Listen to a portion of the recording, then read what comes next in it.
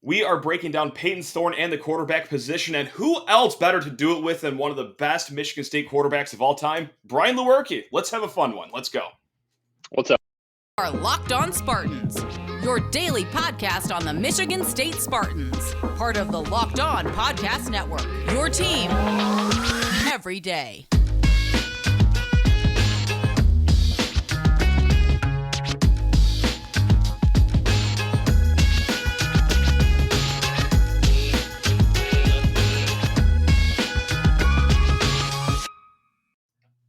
It is the greatest people of all time, of course. I'm talking about the listeners, the viewers of Locked On Spartans, but also, hey, friend of the program now, Brian Lewerke, making his return. Holy smokes, Sir. I can't believe you agreed to do this again. What's wrong with you? Is everything okay? I don't know. I just like talking Michigan State football, so I'll do it anytime, every day. You've come to the right place because, hey, it's August and we are creeping closer to game day on September 2nd. Yes, we will be breaking down the defense. We'll do an offensive breakdown, but we're just going to do a positional breakdown on Payton Thorne and just the whole quarterback position in general with, obviously, Brian Lewerke. He's here. Unless he wants to go and just leave, I would totally understand. But, well, he's still here. We're going to, hey, look at that. See, while you're still here, we're going to do it. Please rate, review, subscribe to the podcast or YouTube show. Any questions, concerns, lockedonspartans@gmail.com. And let's just get rocking and rolling right here, Brian. First and foremost, Payton's freshman year was during your senior year. Any memories going back to like when Payton first stepped on campus or, watching him sling the ball around a few times, or did you not really get to dissect him that much because, well, you were a senior and he was in his redshirt freshman year? No, I mean, I was definitely able to hang around him and see him in practice. And, I was best friends with Joe Bocci and Kenny Willekes back in the day. Gotcha. And Payton was on the scout team during that time. And, every other day I'd always hear from Kenny or Joe or something that like Payton was torching the defense. Yeah. On scout all right. team, he'd be dotting up the defense on 7-on and then on team period and stuff. So early on, I kind of had a feeling, hearing from other guys, that Payton was going to be a special quarterback and he'd be able to do something for the team. So not too surprised that it's kind of worked out for him so far. Right on. And so how often do you get to watch, Michigan State? Obviously, you're a pretty busy guy. You got a frantic schedule. How often are you able to like sit down on a Saturday and watch the boys in green and white play some football? Last year being on a team in the NFL, it was a little tough. It kind of depended on what time the game was. Sure.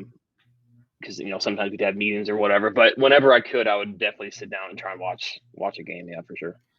And so with that said, like when you are watching the game, you're watching Payton Thorne, do what he does. I'll ask, what can he improve on? But let's just start with the happy stuff. Like, what is it that impresses you the most about his game, coming from a former quarterback? That's right. So your opinion means a lot more than my opinion does. So let's hear it. I'm gonna go off the field type of stuff. I've heard he's a great leader. All right. I've heard I've seen videos posted about him, just him pumping up the team, motivating them. I think he's a great talker, and that's something that you got to have from a quarterback to be able to be successful and to have a team rally around you. I think he's one of those guys that definitely does that. And then on the field, I mean, he's got a great arm. I saw this offseason he's working with a quarterback coach I used to work with, actually. His name's Will Hewlett. Gotcha. And I learned a bunch from that guy. I'm sure Payton's learned a ton from him too. And I'm excited to see, what kind of stuff that he's improved upon from last year. That's interesting. You brought up leadership because I was going to bring this up, down the road in this chat here. But as a quarterback, do you just feel a pressure to have to become a leader? Like just, the fact that it's kind of like the cliche that, the quarterback's the leader of the team, or is it just kind of come naturally because, well, I mean, odds are you've been playing the position your entire life by the time you get to college. Like, what's that like? I wouldn't say there's a bunch of pressure just because, when you're a quarterback, you sign up, that you're going to have to be a leader for the team. And so going into it, you got to be a talker. It's not like all of a sudden like, oh, wow, Sure. I got to be a leader now. But, when you sign up to be a quarterback, you sign up to be a leader. And I think that's something that Payton's embraced fully.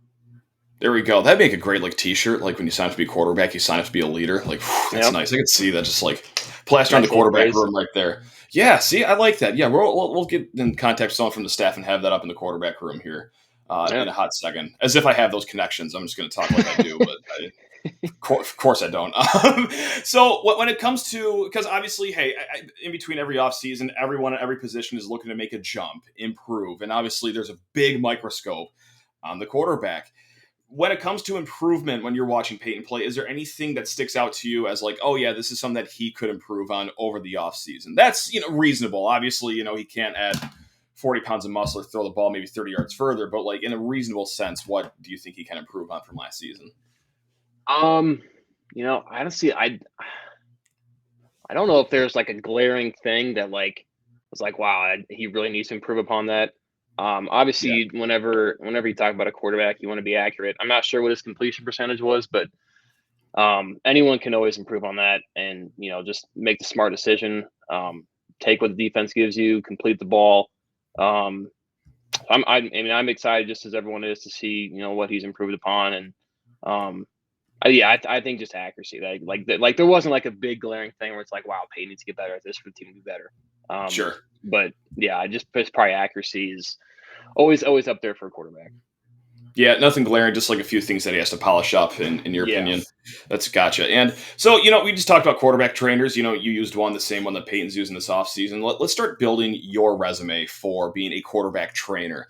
Let's start tooting your own horn here, Brian. What's the best thing that you think that you taught Payton in his time?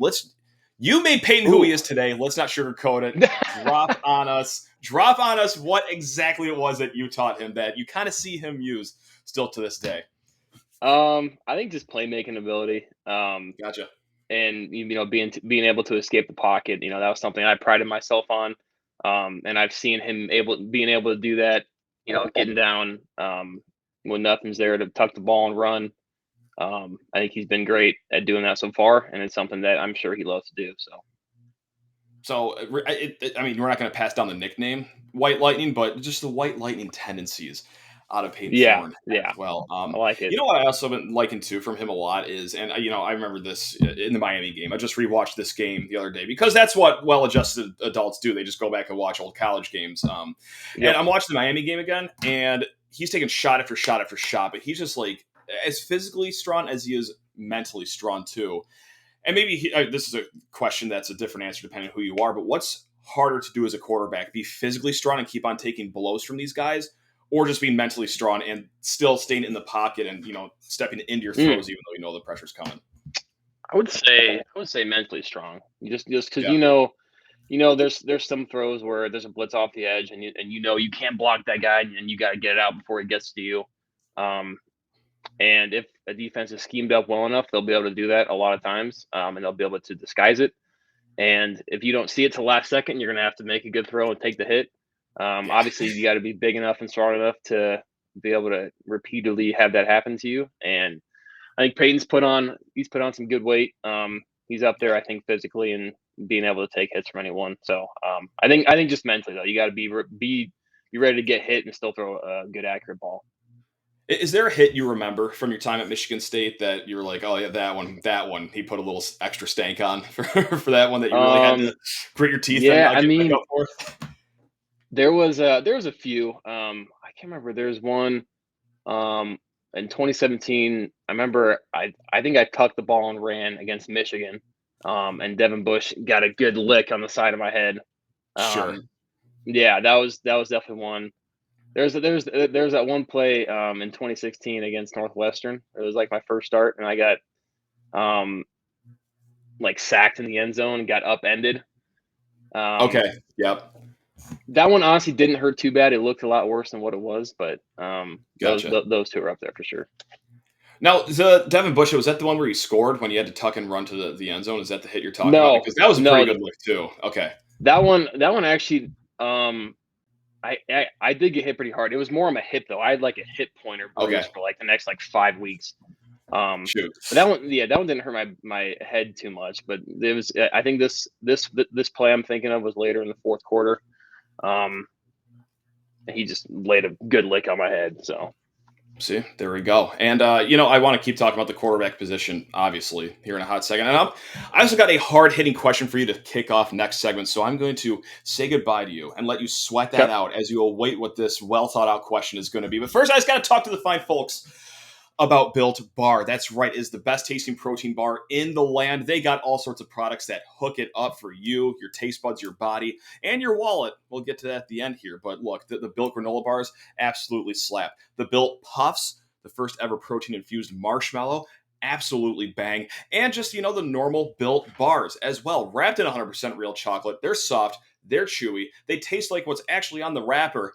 This isn't like your old protein bar where you bite into it, sawdust is everywhere, and you're just trying to convince yourself that you're eating a chocolate chip cookie crumble colossal mega protein, whatever it is that you're eating. It ain't Built Bar, and it ain't right unless it's Built Bar. So go to Built.com, smash in promo code LOCKED15. That's right, LOCKED15. That's all one word. That's going to save you 15% off of your Built Bar products at Built.com with promo code LOCKED15 to save 15% off of your Built Bars.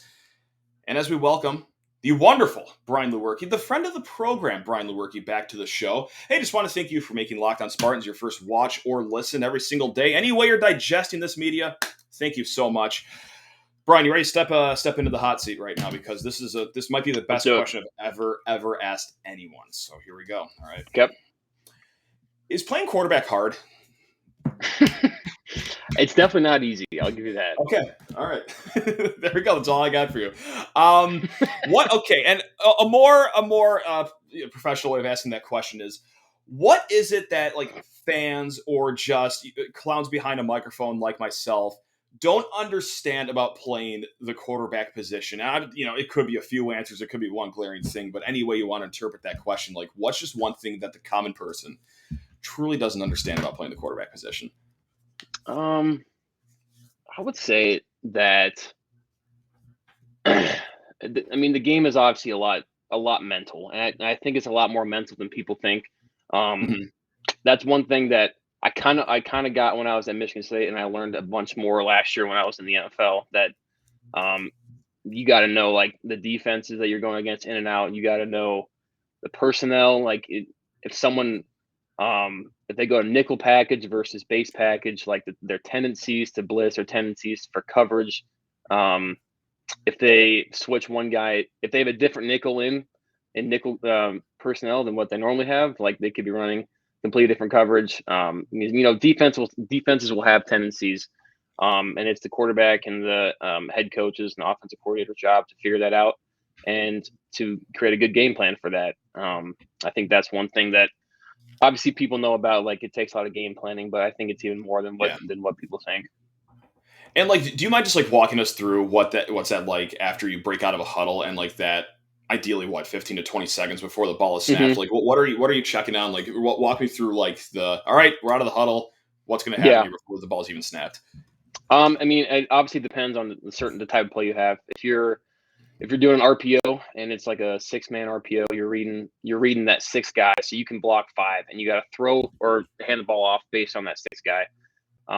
So that's how it is for RPOs. Some plays you're checking how many guys are in the box. You could check from a run to a pass.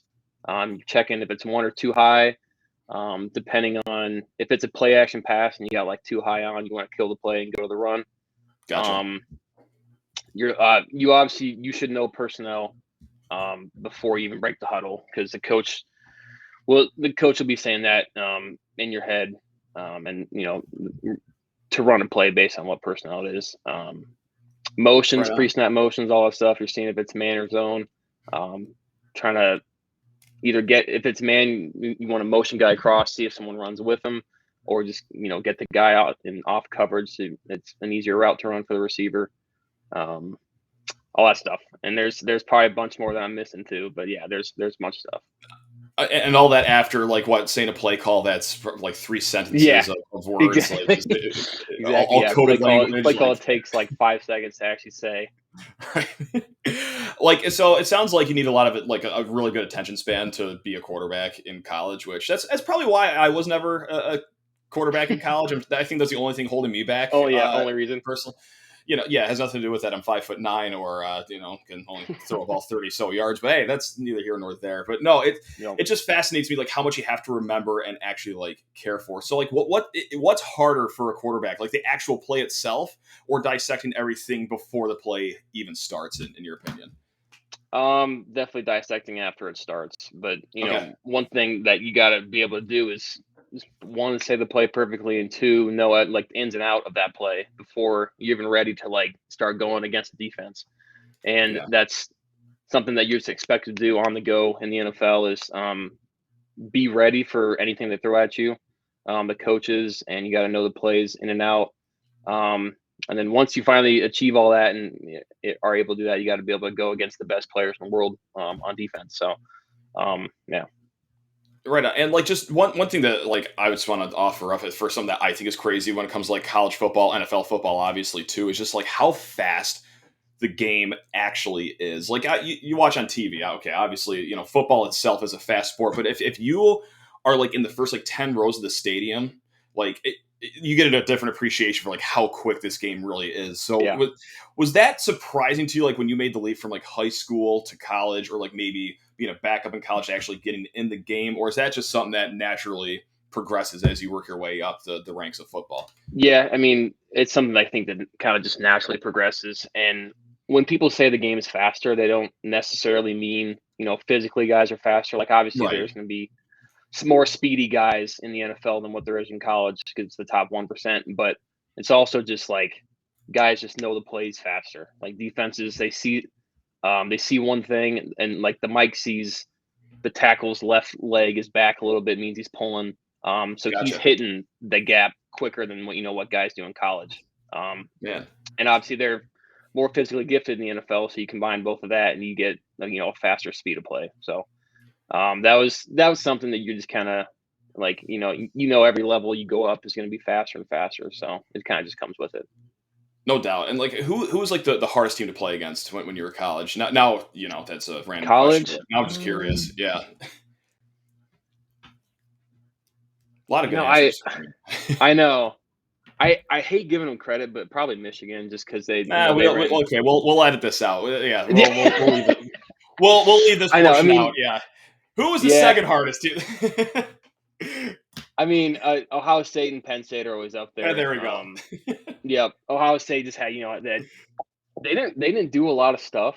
Like I knew what coverages and what their fronts were pretty basic and their coverages were pretty basic. So you kind of knew what they were doing before the plays, but they just had such good players that it didn't matter. Like they knew that you knew what they were in, and they were still going to beat you. So that was Gotcha. just what was difficult about them. Yeah. And like, is there any common misconception that like maybe fans or like media type has? Like, is there anything that you either like hear or read or see or anything like from a fan that when you hear it's like that's 100% not how it actually works? Like this is how it actually goes down.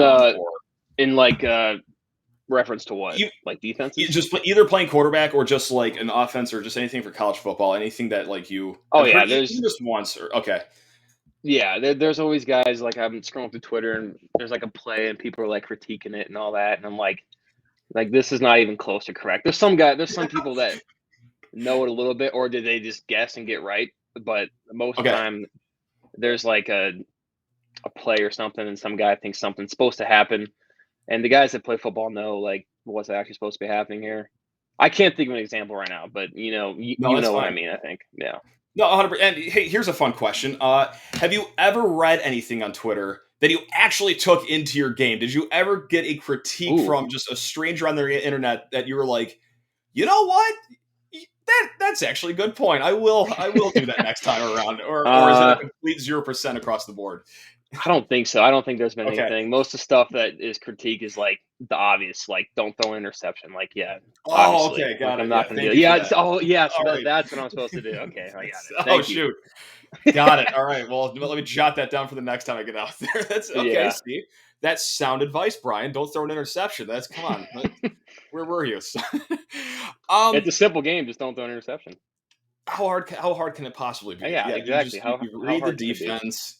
You tell your guys to get open in the huddle. You break out of the huddle. You just throw it to the open guy, and you just put points on the board. It's really that easy. I know. Seems pretty simple. Here's the opposite of simple, and we touched on this the last time you were on the show. It was the 2018 Penn State game, and actually, I just went on a binge the other day, just rewatching a bunch of games. And I watched the 2018 Penn State game. Of course, is when you guys are on the road at Penn State, who's ranked number 8 in the country. Yep. You guys had like what 14 scholarship players fly over for that game. Like everyone else was hurt for that game. Yeah. Like, listen, I know that like you probably go into every game thinking you're going to win. Like, I'm not saying that. Oh, did you think that you were going to lose this game? But like, did it take a little extra convincing of yourself to think that this was even going to be a possibility to unseat a top 10 team on the road with having the injury issues that you guys had this year? Or what was your mindset on the flight over to be honest, Saturday? To be honest, not really. I mean, I wasn't too worried about that. And like there's some games where it's like, all right, this is gonna be a tough one to win. Like we got to play well. But like going against them, just after what had happened the year before, I felt confident. I knew that we just had to execute our game plan and not do anything crazy or special. I mean, we had one of the best defenses in the country. As long as we could put up points and we'd be winning the game. So that wasn't one of those where I was terribly nervous. I do remember we had Daryl Stewart and Cody White were hurt. And then Felton got hurt like the game after, I think, out and was out for the year. That was that definitely sucked. I think that Cam Chambers also got hurt in the middle of the game too, but you guys were so thin at wide receiver that correct me if I'm wrong here. Was he playing the second half with like a whole cast on his hands, like essentially a boxing? Yes. Okay. I remember that. Yeah. That's terrible. I remember, I'm watching from afar. I was at a wedding and I got a text from my friend, like, why is Cam Chambers wearing a boxing glove? And I almost fell on the ground when I saw that text. I was like, oh, okay. Oh, it's over. Like, when you're seeing Cam Chambers take the field with a cast on his hand, you as the quarterback who has to throw to these guys, what's going through your head as, okay, I got a receiver with one functional hand. This is we're in for a good time here. I know, yeah. It wasn't fun. And I remember I threw him like a little hitch. I think it might have been like early in the second half or something, and it just hit right off his cast and like got picked off. I'm like, oh my gosh. And like it's like there's nothing he can do about that. It's just like it's like how is he expected to catch with a cast on? Like we don't have anyone else that we can put in. It's a tough situation. No doubt about it. And like obviously, okay, you had a guy who was very functional on your offense in Felton Davis. Was he the most fun guy to throw to at your time at Michigan State, or is there someone that it was even like a better target to throw to in your opinion in your time? No, it's probably him. He was one. He's just a funny dude. Like he's awesome to hang around. Okay. And that makes it a lot easier to go out and play football with him. But I knew that I could throw it up and he'd make a play. Obviously, him being 6'4" helped a lot. But I just knew that he was one of those guys that I throw it his direction. It's either going to get caught or it's not going to be picked off if I'm throwing it his direction. So Sure. I mean, hey, sometimes, his defense is the best offense, just batting the balls down if it's getting a little away. So, I just remember the silence too from that stadium. Like, I mean, this is such a lazy question, but like, what was that like? How fun was that? Just like hearing that 110,000 people. Yeah, I know. Yeah, that was really cool. And like the best part is that entire drive, they were so loud. Like it was. Like my ears were like crackling at how loud it was. Like I was having to scream to play in the huddle, and then to be able to silence the whole crowd like that. I almost feel bad for him, but at the same time, I really don't. That was your job. You had to go in there and silence those people. So it is what it is. But like, I mean, so is being loud a underrated trait that a quarterback has to have? Like when you're a place like Happy Valley or maybe the Horseshoe or anywhere there's a deafening crowd, like they got to start rating quarterbacks and how loud they are in high school. That should be like worth 4 stars or 5 stars. I mean, you can't be like a guy that's like timid and doesn't like to yell to be a quarterback one, just because you got to be able to yell to play in the huddle. And then I remember it was so loud when I was in shotgun, I couldn't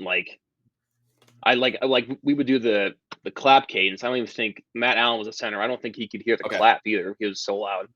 So we had to go to obviously you have like silent cadence in guns. So we just had to do that, but you got to be able to yell, and you got to be able to yell pretty loud, especially when you're on the road like that in a big environment.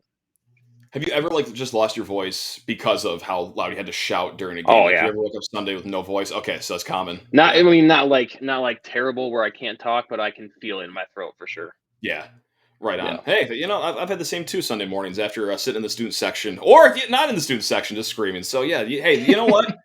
Quarterbacks, they're just like us fans. This is great. Yeah, just like everyone else.